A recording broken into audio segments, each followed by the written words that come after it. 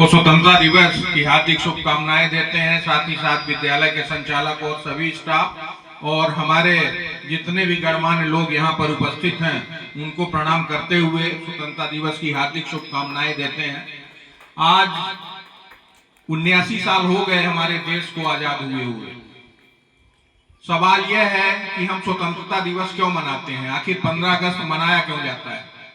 यह वह दिन है, ये गौरव का दिवस है, हमारे देश के लिए उत्साह का दिन है और साथ ही साथ पुराने इतिहास को याद करने का दिन है।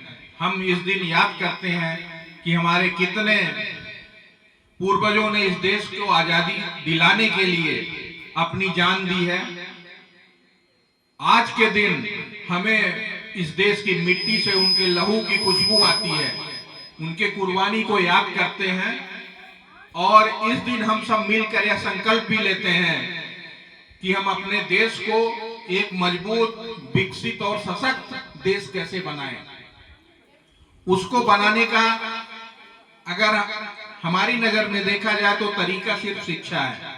मैं धन्यवाद देता हूं विद्यालय के संचालक आदरणीय राहुल चतुर्वेदी जी को कि उन्होंने एक छोटी सी जगह से इस विद्यालय का शुभारंभ किया।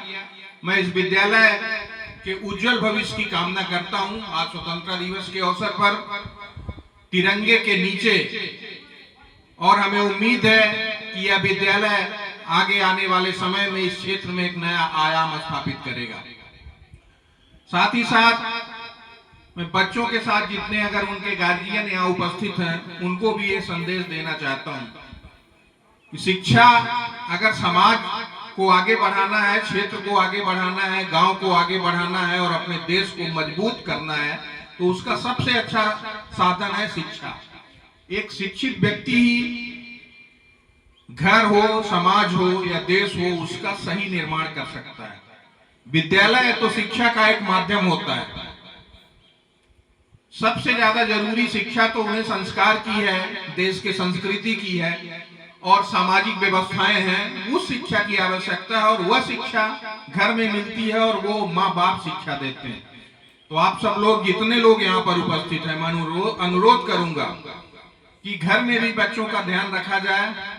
विद्यालय में तो एक निश्चित समय तक के लिए बच्चे रहते हैं, उनका ध्यान रखा जाए जिससे हमारे बच्चे आगे बढ़ें। शिक्षा के लिए कोई साधन, बड़ी बिल्डिंग, बड़ी सुविधाएं, इसकी आवश्यकता नहीं होती। लगन होनी चाहिए, सही रास्ता होना चाहिए और विचार सही होना चाहिए।